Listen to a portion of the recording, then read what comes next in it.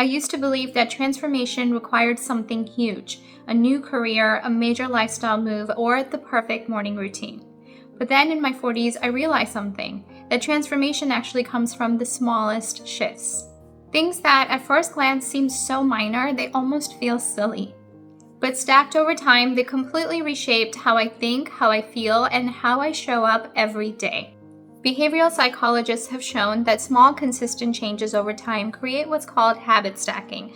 They rewire your brain's neural pathways. So today I'm going to share with you the 7 small shifts that completely transformed my life in my 40s so that you can start now, no matter your age.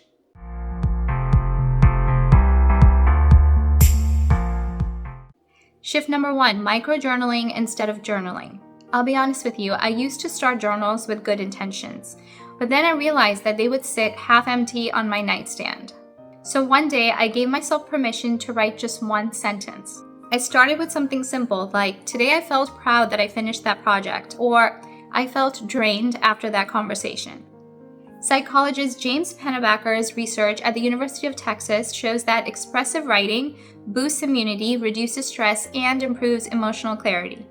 And the trick is, it doesn't have to be long. One study found that even 2 minutes of daily reflection can significantly reduce your stress hormones. Personally, this shift helped me notice patterns, like how much better I felt when I took long walks, or how much worse I felt when I skipped meals. Over time, those one-sentence reflections became a mirror that showed me what really matters. Shift number 2, practicing future gratitude. We've all heard of gratitude journals, writing down things that you're thankful for. But one twist changed everything for me, writing down things that haven't happened yet. For example, I had a big work presentation today, so yesterday I wrote down in my journal, I am grateful for the calm confidence that I will feel tomorrow. Before launching my YouTube channel, I wrote down, I am thankful for the people my words will reach. Research in neuroscience shows that visualization activates the same brain regions as real experiences. By pairing that with gratitude, you can train your brain to anticipate success rather than fear. Olympic athletes use this method all the time. They imagine themselves winning even before they compete. When I practiced this method, I noticed a shift in my anxiety as well. Instead of bracing for the worst, I started leaning into the belief that things could actually work out. And often, they did. Shift 3, embracing slow thinking movements. In my 30s, I was quick to react. If an email upset me, I would reply immediately. If I had a disagreement at home, I would take it personally or I would snap back. As a result, it left me drained and often regretting my words.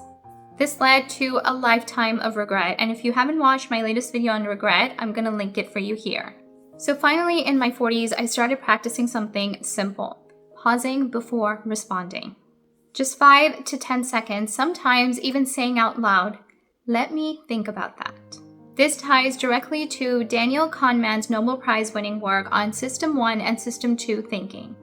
System 1 is fast, emotional, and reactive, whereas System 2 is slower, logical, and reflective. That tiny pause gave me space to engage System 2. Personally, this shift saved me from countless arguments, disagreements, and misunderstandings. One time, instead of responding to a troll with a critical comment online, I paused, breathed, and replied with kindness. The person then actually apologized. And that's when I realized that this small moment of slowing down actually turned a potential conflict into connection. Shift 4, doing scary things in small doses. For most of my life, fear held me back. I would avoid anything uncomfortable, public speaking, networking, even posting a video. But in my 40s, I realized that fear doesn't just disappear, you have to learn to walk with it. So I started practicing micro doses of discomfort, sending one bold email, or speaking up once in a meeting, or recording a short video even if it felt awkward. For an entire year on YouTube, I only posted shorts for that very same reason. Psychologists call this exposure therapy. Studies show that gradual repeated exposure to what we fear rewires the brain's amygdala, the part that triggers our fight or flight response, so that it no longer interprets discomfort as danger. I'll never forget the first time I uploaded a video to YouTube. My heart was racing and I was so nervous. But after my 10th or the 20th video, my fear quieted down. and the confidence that I learned carried over into every aspect of my life. Shift 5, reframing regret as a compass. Regret used to crush me. I'd often replay mistakes from my 20s or my 30s, wishing I could go back.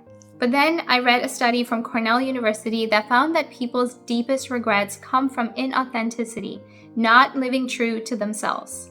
That really got to me, so instead of treating regret as proof that I failed, I started asking myself, what is this regret teaching me?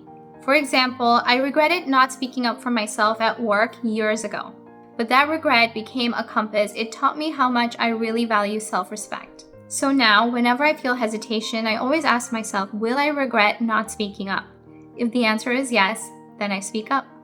You see, regret became less about shame and more about guidance. It stopped being an anchor and started being a compass. And if you haven't watched my latest video on regret and how to finally free yourself, then I'm gonna link it for you. Shift 6, collecting energy anchors. On busy days, my energy used to swing wildly. Some mornings I would start out strong but crash by noon, and other days I felt scattered all day long.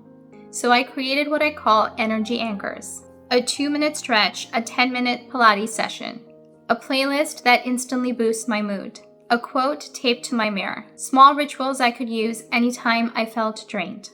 Research in positive psychology shows that rituals signal safety and stability to the brain. One Harvard study found that rituals, even simple ones, help reduce anxiety and improve focus. For me, these anchors became a lifeline. Whenever I felt overwhelmed by parenting or work or even YouTube, I would rely on my anchors, and it shifted my entire state in minutes. Shift number 7, redefining normal. For decades, I chased what I thought was normal. A normal career, a normal timeline, a normal path.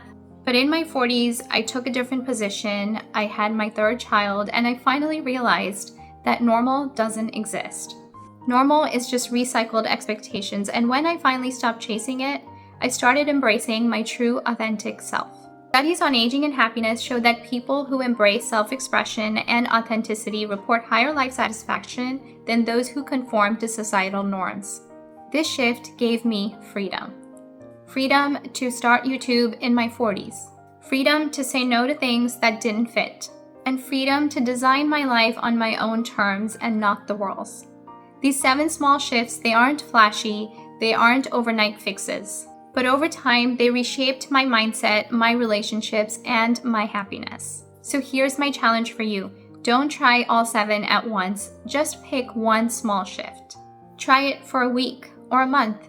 Because you see, life doesn't change in giant leaps. It changes in small steps that compound over time. And those tiny steps, they can transform your entire story. And if this video resonated with you, then you should watch this video next, where I discuss the 10 realistic habits that helped me transform my life in my 40s. See you in the next one.